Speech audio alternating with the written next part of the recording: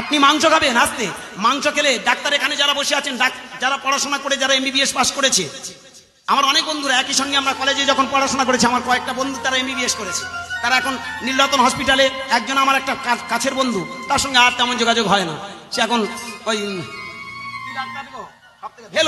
ভেলোরে চলে গেছে, যাকে সে বড় ডাক্তার হয়েছে, চলে গেছে। তা আমার অনেক বন্ধুরা, তাদের সঙ্গে আমি একটু কনসাল্ট করি, আরে বলতো এই মাছ মাংসটা কেন অসুবিধে? তখন একটা বন্ধু আমায় বলছে, দেখ মাংস কথাটার মানে কি জানিস, এই মাংস খেলে অন্য কিছু নয়, আমাদের পাকস্থলীতে 72 ঘন্টা হজম হয় না। শুনে রাখুন, এক টুকরো মাংস যদি আপনার পাকস্থলীতে যায় 72 ঘন্টা, 72 ঘন্টা মানে কদিন গোমা? 24 ঘন্টায় একদিন, 3 24 72, 3 দিন থাকে। ও 3 দিন ঘুরপাক খায় ওর ভিতরে, ও মাল ওপারে যাওয়া খুব কঠিন সাবজেক্ট। আগো বাবা, আগো মায়েরা, ওই জন্য যারা মাংস খাবেন দেখবেন বিকেলে একটা খবর হয় না, দুপুরবেলা কই জামাই টামাই যদি আসে বা আত্মীয় স্বজন আইলে আমরা মাংস, তাড়াতাড়ি মাংস, সম্মানের ব্যাপার, মাংস করে দিলাম। মাংস খাওয়ার পরে দেখবেন বিকেলবেলা কি হয়েছে রে, বলে একটা ঢেকুর উঠল, মাংস বলে দিল আমি ভেতরে আছি, 3 দিন আমি থাকবো, ভুল করে যেন আর ভেতরে কাউকে না ঢোকাও। কিন্তু ঠিক যখন রাত 8টা 9টা বাজবে, বাড়ির বুড়িটা বলবে, ও বৌমা সেই যে দুপুরবেলা খাবার করেছিলে, খাবার বেশি হয়েছিল? বলে হ্যাঁ মা, বেশি তো হয়েছিল। কোথায় রেখেছিস? বলে কেন শিকের হাঁড়ি। কি গো মা, শিকের হাঁড়ি সব আছে তো আপনাদের নাকি? নেই। কে বলেছেন নেই? ফ্রিজ। যেটা আগে শিকের হাঁড়ি ছিল এখন সেটা ফ্রিজ। কি বলুন, আগেকার দিনে খাবার এক্সচেঞ্জ হলে আমরা ফ্রিজের শিকের হাঁড়ি ঝুলিয়ে দিতাম, আর এখন খাবার বেশি হলে ফ্রিজে দিচ্ছি। বলুন তো মায়েরা, ফ্রিজে। ও বৌমা, তা তবে বের করে আনো। আমার মা গো ঢেকুর উঠেছিল তবুও ছাড়েনি। ওই মাংসের দিকে লোকটা সামলাতে না পেরে সুরসুর করে বলে, বৌমা নিয়ে এসো দেখি আর এক পোস্ত লেগে যাই। খাওয়ার পরে বলছে, বলে ও বৌমা মনে হয় আজকে সবটা সাবার হবে না, সবাই তো খেলাম তবু একটু বেশি হয়েছে, রেখে দাও, কালকের পান্তার সঙ্গে ঝাড়বো। আচ্ছা। ও রাত্রে যখন পেটে গেল 9টা 10টার সময়, ভোর রাতে একবার ফোসকা ঢেকুর, ও জানিয়ে দিল ছিলাম একা, পৌঁছে দিলে আর একজনেই, আমরা ছেড়ে যাচ্ছি, নিয়ে যাব না। ওরা আন্দোলন শুরু করে।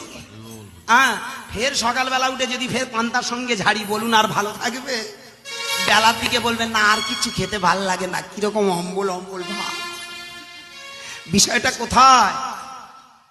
এটা দিয়ে শিখতে হয়, একটা মাংস যদি দেহের মধ্যে যায়, ওই জায়গাটা পচন ক্রিয়া হতে থাকে। বলুন না, খাবারগুলো তো আমাদের পচতে থাকে, ভালো যেগুলো নিয়ে নেয় আস্তে আস্তে আমাদের মলভাণ্ডে চলে যায়। এইবার ভালো করে লক্ষ্য করুন, যেটা আমাদের হজম হলো না ও তো থাকছে।